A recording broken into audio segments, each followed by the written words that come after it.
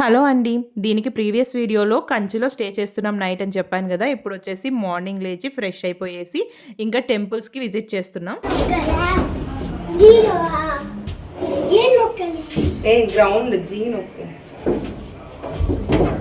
So, మేము తీసుకున్న hotel కరెక్ట్‌గా ఏకాంబరేశ్వర టెంపుల్ పక్కనే అనమాట. ఇక్కడ మీకు చూపిస్తున్నాను కదా! సో, అదే డిస్టెన్స్.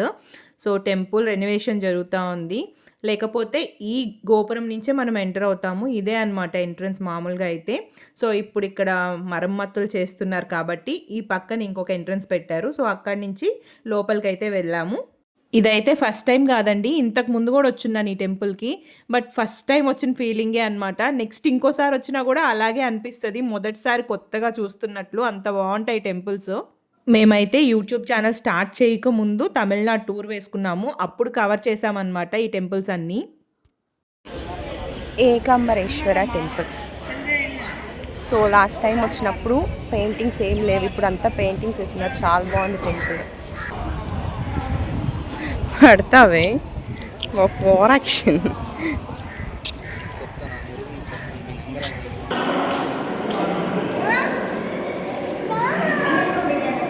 కంచిలో అయితే కొన్ని వందల గుళ్ళున్నాయండి. సో, అన్నీ కవర్ చేయాలంటే 1, 2 రోజులు అస్సలు సరిపోవన్నమాట.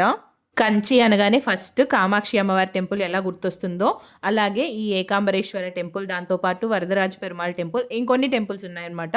సో, అవి మాత్రమే ఈరోజు కవర్ చేస్తున్నాను. ఇక్కడ మనకి శివుడు పంచభూత లింగాలలో ఒకటైన పృథ్వీలింగంగా దర్శనమిస్తారు.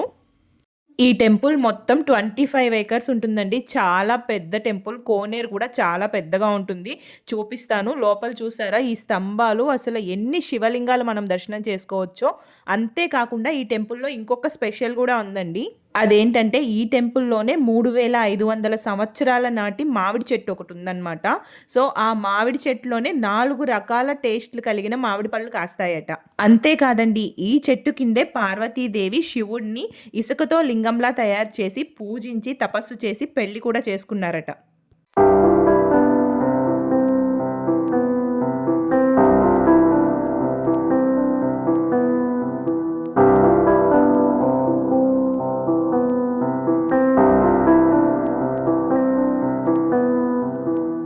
అసలేమైనా చెక్కారా అండి శిల్పులు. ఒక్కొక్క రాయి మీద చిన్న చిన్న డీటెయిలింగ్ కూడా మిస్ అవ్వకుండా ఎంత చెక్కారో అసలు ఆ శిల్పుల్ని మెచ్చుకోకుండా ఉండలేం చూస్తే.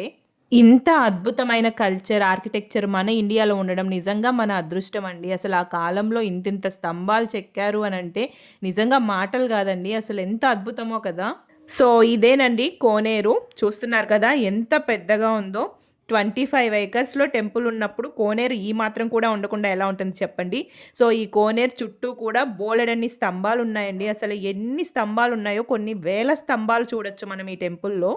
ఇక్కడ మనకి బోలెడన్ని రకాల ప్రసాదాలు కూడా అమ్ముతూ ఉంటారండి. సో, అరిసెలు అంటాం కదా మనం, వాళ్ళు అత్తిరసాలు అంటారు. చాలా టేస్టీగా ఉంటాయి. అవే కాకుండా ఇంకా చాలా రకాల ప్రసాదాలు కూడా అమ్ముతూ ఉంటారు. తప్పకుండా ఇక్కడికొచ్చినప్పుడు ప్రసాదాలను తీసుకోండి. ఫ్రెండ్స్, మీకు వీడియో నచ్చుతుంది అనుకుంటే ఒక చిన్న కామెంట్ చేయండి. సో దట్ నాకు ఒక మోటివేషన్‌లా ఉంటుంది. లేదు ఏదైనా మార్చుకోవాలి, మీకు వీడియోలో ఏదైనా నచ్చలేదు అనంటే అట్‌లీస్ట్ అది చెప్తే నేను కూడా మార్చుకోవడానికి ట్రై చేస్తాను. సో, మీరిచ్చే లైక్స్ అండ్ కామెంట్స్ ఈ వీడియోని ఇంకొంతమందికి రీచ్ అయ్యేలా చేస్తాయి. కష్టపడి వీడియో చేసిన తర్వాత వ్యూస్ రాకపోతే ఎంత బాధగా ఉంటుందో సో, వీడియో చేసిన వాళ్ళకే తెలుస్తుంది. Please like and comment. ఇంకా ఇక్కడ దర్శనం అయితే కంప్లీట్ చేసేసుకొని నెక్స్ట్ అమ్మవారి టెంపుల్‌కి వెళ్తున్నామండి. కంచి కామాక్షి అమ్మవారి టెంపుల్‌కి. సో, ఆఫ్టర్‌నూన్ క్లోజ్ చేసేస్తారు టెంపుల్స్. కాబట్టి మార్నింగ్ టైంలో మేము 2 టెంపుల్సే కవర్ చేశాము. మేమైతే మా కారు హోటల్ దగ్గరే పార్క్ చేసేసాము. సో, ఆ టెంపుల్ వచ్చేసి హోటల్ నుంచి వాకబుల్ డిస్టెన్స్‌లోనే ఉంది. అక్కడి నుంచి షేర్ ఆటో తీసుకొని ఇక్కడికొచ్చామనమాట.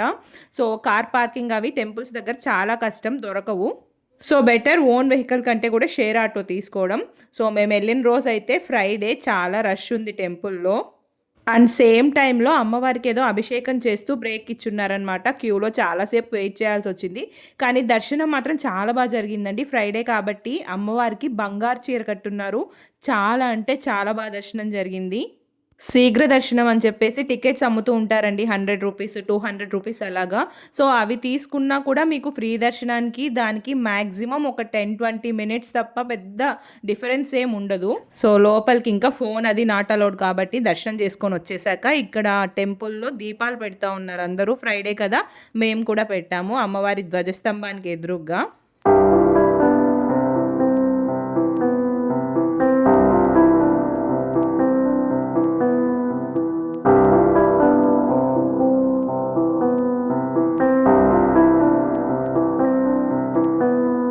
మీకక్కడ బంగారు గోపురంలా కనిపిస్తుంది గదండీ! సో, అక్కడే అమ్మవారుంటారు. నేను అమ్మవారిని చూపించలేకపోయినా మీరు ఆ గోపురాన్ని దర్శనం చేసుకున్న, అమ్మవారిని దర్శనం చేసుకున్న ఫలితమే దక్కుతుంది కాబట్టి మీరు కూడా దండం పెట్టేసుకోండి. సో, ఈ టెంపుల్‌లో కూడా చాలా పెద్ద కోనేరుందండి. ఇందులో చేపలు గూడా చాలా ఉంటాయి చూపిస్తాను. సో, ఇక్కడ కనిపిస్తున్నాయా మీకు? ఫుల్లుగా ఉన్నాయి. అందరూ బొరుగులు తీసుకొచ్చి వేస్తున్నారనమాట. అందువల్ల అవి ఒక గుంపులాగా వచ్చి చేరుతా ఉన్నాయి. సో, కోనేరైతే నిజంగా చాలా పెద్దది.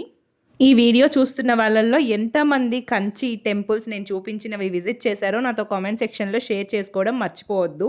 అండ్ ఇలాగే ఇంకేమైనా ఫేమస్ టెంపుల్స్ ఉన్నాయా కంచిలో నాకు కామెంట్స్‌లో చెప్పండి. నెక్స్ట్ టైం కంచికి వెళ్ళినప్పుడు తప్పకుండా ఆ టెంపుల్స్ కూడా విజిట్ చేస్తాను.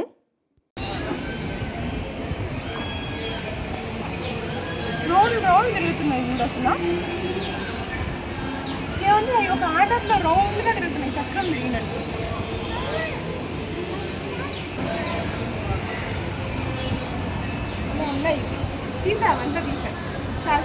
మళ్ళీ టెంపుల్ నుంచి షేర్ ఆటో తీసుకొని మేము స్టే చేస్తున్న హోటల్కి అయితే వచ్చేసాము. ఆటోకి 50 రూపీస్ ఛార్జ్ చేస్తున్నారు.